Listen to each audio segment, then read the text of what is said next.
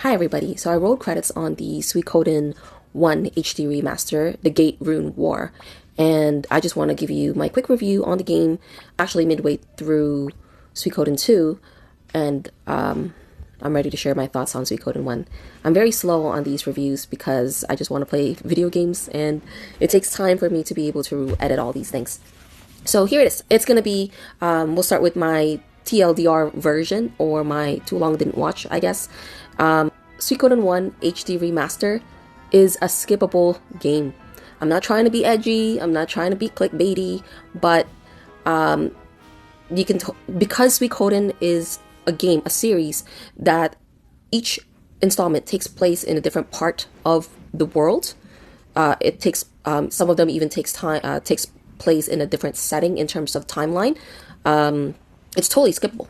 It's a skippable game, and I may even recommend you to skip it depending on the type of gamer that you are and the amount of time that you have.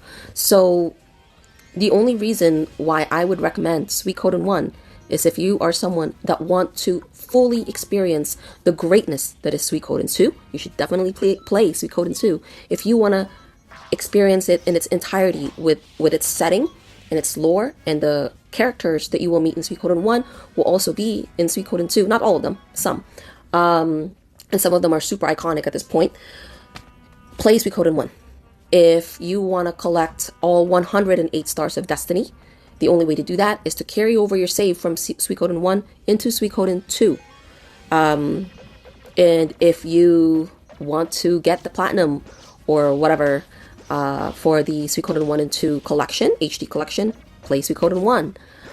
If you want to get the best ending for Suikoden 2, play Suikoden 1. So honestly, the only reason why I would recommend you play Suikoden 1 is so that you can experience Suikoden 2 in its entirety. That's it. Otherwise, if you don't really want some of the niche background information on some things, you don't need to play Suikoden 1. You can just play Suikoden 2. And if you don't care about platinums, you don't care about the super best ending in Suikoden 2, you can skip Suikoden 1. This is the only reason why I would say this is because the game did not age well. Unfortunately, the remaster didn't do a very good job in creating potential new fans of the series by bundling Suikoden 1 and 2 together. Because most people would want to play Suikoden 1 first, because it's right there. But at the same time, Suikoden 1 is such a bad mid-game. It's such a mid-game that I am afraid that if you play Suikoden 1 first, you get burned out and may not want to play Suikoden 2. And I really, really want you to play Suikoden 2. I really, really want you to play that game, because that game is so good. So, that's a TLDR version, and we're about, 4 minutes in, who knows. And what really sets Suikoden apart from, why it's so beloved is because of Suikoden 2, not because of Suikoden 1. I feel like what Suikoden 1 was when it first came out was just a pilot episode. It's the pilot episode of the rest of the season to kind of sell it to the investors. And once they had a taste of what Suikoden could be, they then created the amazingness of Suikoden 2, 3, and 5. We're skipping 4. No, Suikoden 4 is better than Suikoden 1. Anyways, we're getting it. There's really not much to say about Suikoden 1 besides play it if you want to experience the entirety of the rest of the series.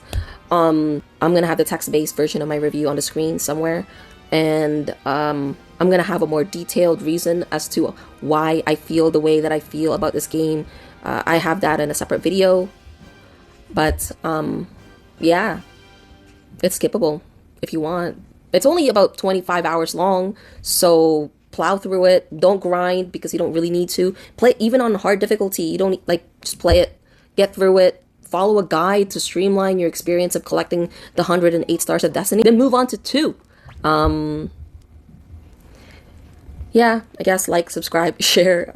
I'm gonna have my thoughts on Suikoden 2, or my review, I should say.